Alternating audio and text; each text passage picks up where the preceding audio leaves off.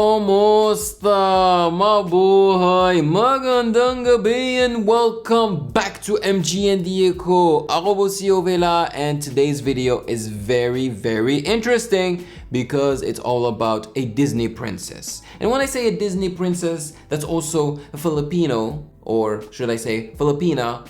Obviously, we think of Lea Salonga. So the title reads, Disney Princess, I was refused theater role for being Asian. Now that's infuriating, you know? You cannot discriminate against people because of where they are from. That is just nuts. And in the case of Filipinos, dude, it's the voice that matters the most, okay? The woman can sing. Hire the woman. She is the best for the role. Anywho, we will dive deeper into this video, but before we start, please consider following me on Instagram at Music Game News. And without further ado, let's get to it.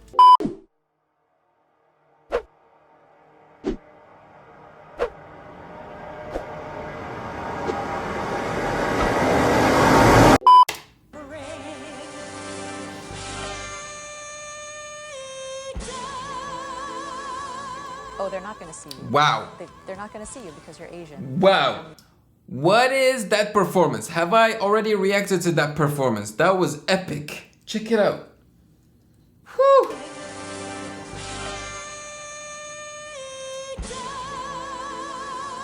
Oh, they're not going to see Wow. you. They're not going to see you because you're Asian.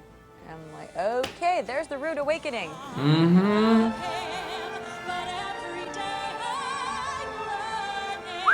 It was such a thrill to be able to play that role and to be a person of color in that role. This woman is a legend, okay? She has undeniable talent. You can't say no to talent like that. I mean, I reacted to a video of her, I don't know, she was what, 17 years old or something like that? And she was so talented already.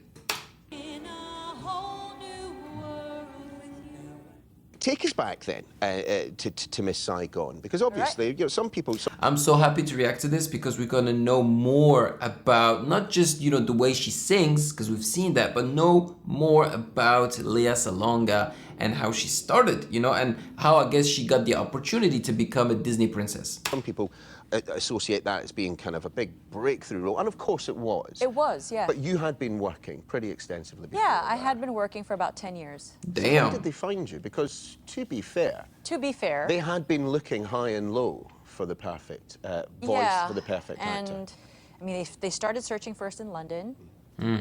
Makes sense. Came up empty-handed, headed to America, New York, Los Angeles, Honolulu. Didn't work out. And ended up in Manila. I mean, it truly catapulted you into I hate using the phrase, but a whole new world for you. We'll talk about that, and we'll talk about that. It's interesting how she mentioned, so the UK, New York, LA, and then Honolulu, right? And I guess not too far from Honolulu is the Philippines, right? Across the Pacific Ocean. Yeah, the next destination. A little bit later. But just tell us what it was like being, you know, you were very young. I was very young. I was 17 when I auditioned. There you go, 17 years old, so I remembered correctly. And 18 when we started rehearsals. 17 years old, out of the Philippines. Yeah. And you've got this kind of dashing. Oh, so handsome. Dashing actor and in front. Cheeky as anything. But it must have been quite difficult because it of course was you quite had to... difficult because I had not had a romantic relationship at that point in my life. So I knew nothing. Literally about zero. Love. And I think this was a source of frustration for about romantic love. Cameron McIntosh and Nicholas Heitner, who was directing. And finally, Nicholas had to demonstrate exactly what he needed me to do. And there was one point where he had to demonstrate these things with Simon Bowman, which is, you'd think it'd be uncomfortable, but it was actually incredibly helpful. But Simon was so sweet about everything. And when the point came when I realized, oh my God, this is what I'm going to have to do, and he could see that I was terrified, and that my mom was terrified as well. He sat my mom down first and spoke to her, and then he sat the both of us down together and basically said the things that every leading lady that young needs to hear in a show this big should hear from her leading man. You can trust me. I will not take advantage of you. I will take care of you. Nice. Yeah. That's really sweet. Even talking about it now, I get emotional. Your role in Miss Saigon was incredibly well received. You were winning awards left, right, and centre. Can't complain, yeah. I presume at that point then the other job offers just came rolling in. No, not so much. Damn. And why was that? One would think, I mean, there is this automatic thing that you assume that when you win the Tony Award, that the jobs will just keep. You got one on this side of the Atlantic as well. I got the Olivier on this side of the pond, and then more awards on the other side. It's interesting, huh? She does not have an American English accent. It's more of a UK English accent. Because, you know, she worked extensively in the UK, I think. But yeah, things weren't coming in, and there was actually an audition for a show that my agent submitted me for, my agent at the time. And he's like, I've submitted you to audition for this. And I said, all right, sure. But the minute he said the show, I'm like, I'm really not the right vocal part. And 10 minutes later, he calls me back.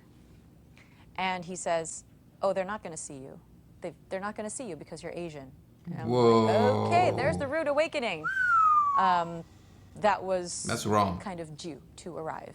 But not long after that, I get a call from Cameron's office, from one of his associate producers, and called me into a meeting in his office and said, I think it's insane because this woman, she's the whole package, you know? Not only does she sing like a freaking diva and angel, but also she's gorgeous. Who cares if she's Asian? Goodness gracious, that is just... I want to cast you as Eponine in Les Miserables. Hey. And so when the opportunity came, it was like, I knew that score like the back, by then, I knew that score like the back of my hand. Nice. Backwards and forwards. Name it. Name any role, I could sing it. Let's go. I was that obsessed with it. I guess in the same way that a lot of young people are now obsessed with Hamilton, or a generation ago with Wicked. It's that same kind of power that musical held for me. And it was such a thrill to be able to play that role and to be a person of color in that role. Well, the first Asian actress to play that role on Broadway. I was the first Asian person to do it, yeah. See? There you go. Another record broken by Lea Salonga. His world will go on turning, a world that's full of happiness that I have never known. Wow. The control and vibrato. But as a professional, I mean, to be identified not as just a fantastic portrayal of the role, but as the first Asian to play the role. Yeah, there's quite a bit of pressure to go with that. There is some expectation, and I think I spent quite a few sleepless nights thinking, oh, I'm sure that there are people out there who are just waiting for me to mess up, just so that they can say, see, look, it doesn't work. So I really made sure that I nailed that song. Like on opening night and on every night. Good for you, I was girl. just driven to make sure that, to give no one any room to say anything negative about that. How do you feel, though? Because it does seem sometimes, and this is not from someone with a huge musical theatre background. I did play, you know, The Artful Dodger in Kyle Academy's production of Oliver I'm in sure you were 1991. brilliant. I was fantastic. But at the same time, historically, there have been an awful lot of Caucasian actors and actresses that have played Asian roles, but not the other way around. Nope. And certainly we were not always Double standards, man. Damn. given the opportunity to play the roles that we are absolutely right for. Is there a part of you that in any way resents the efforts that you had to go to? No. No. It made her better. It I made would her have been better. resentful. I mean, I'm enjoying the fruits of all of that now. Yeah. With a really wonderful career that sees no signs of Slowing stopping down. anytime soon. I Yeah. mean, still so many firsts that I'm experiencing in my life, and I get to do what it is I love to do the most. I can't resent all of that if it led me to all of this, you know? And if it meant making things easier for succeeding generations of Asian actors to get roles. Yeah, then you know baby. what?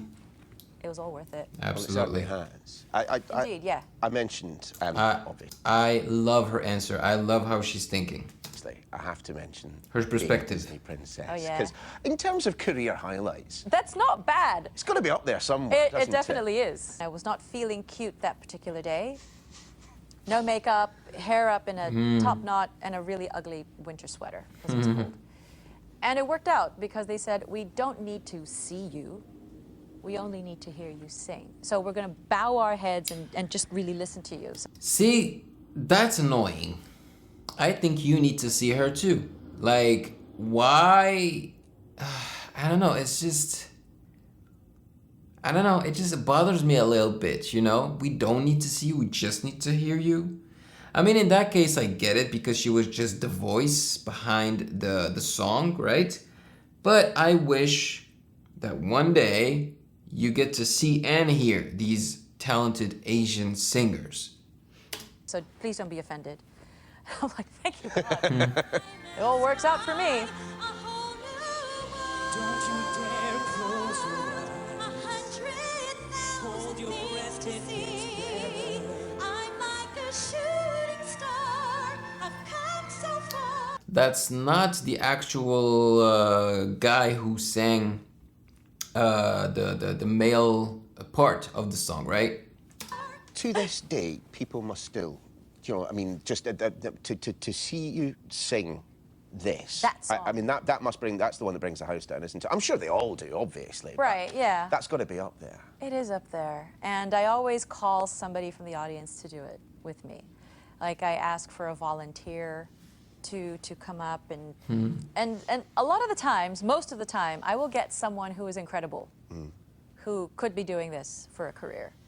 And then sometimes I'll get the odd lemon here and there, who should not be anywhere near a microphone. So yeah, we have a few I'm of those. I'm not turning up to the gig now, thanks. Cheers. Tell us, Ben, a bit about Mulan and the experience with that as well. Because, you know, doing one Disney film, you know, everyone's It's done not that. enough. Yeah, it's a rare thing. There are very few actors that have done more than one. So I feel like I'm in a very You're exclusive, blessed. small, club. I'm very, very lucky.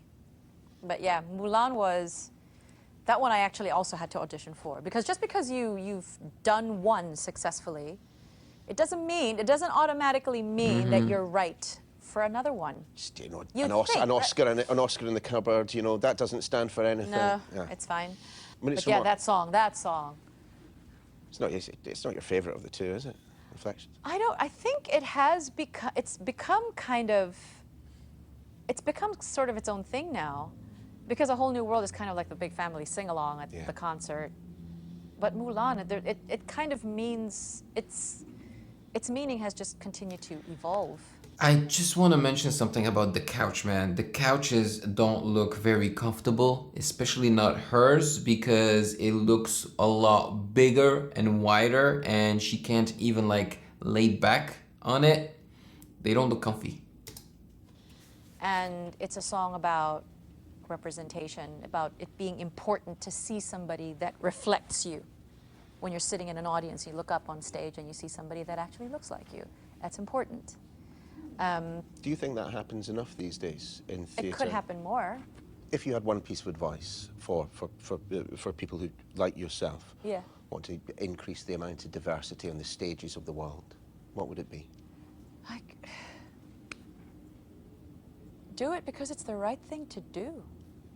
Because Do it because you love it. I think there are people who are afraid that it's not going to generate revenue. And I mean, producers as business people kind of have that at the forefront of their minds. You gotta take risks, man. Do it also because you love it. I mean, I understand the financial aspect of the thing, you know, like, yeah, you need to eat, right?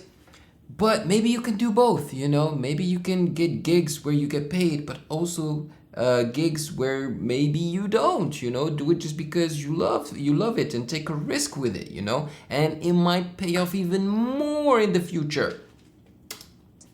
But if anything like films such as Crazy Rich Asians has proven, and Black Panther, and so many other shows, I mean, come on, Hamilton, just by itself.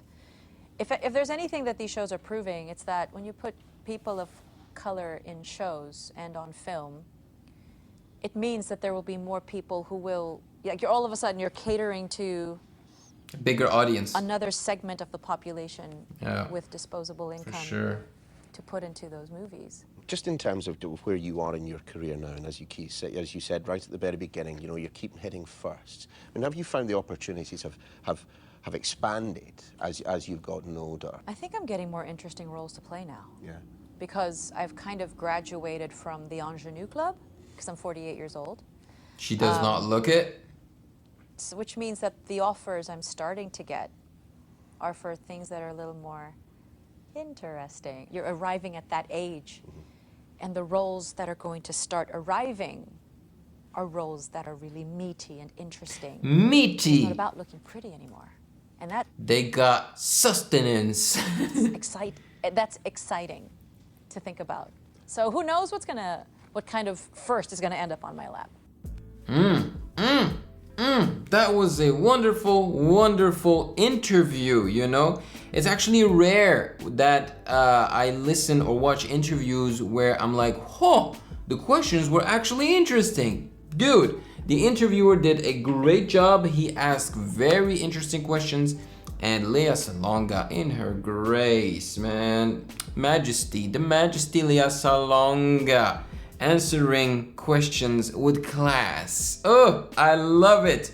And her English is just perfect. Perfect. I mean, she's a chameleon. I mean, hey, Lea Salonga, she is Filipina, right? She lives in the Philippines, I think. She speaks Tagalog, and yet I did not hear one Tagalog like accent or any slip up, you know? And I don't say slip up in a derogatory, you know, way. No, I love Tagalog. I'm one of the few or the rare people that actually think Tagalog is a very attractive language, to be honest. I think it's actually pretty sexy when I hear a woman speaking Tagalog. I think it's sexy and cute. So here, I'm just saying that I could not hear the accent, the Filipino accent at all whatsoever. So, wow, this woman, man. I love this interview, so thank you for suggesting it.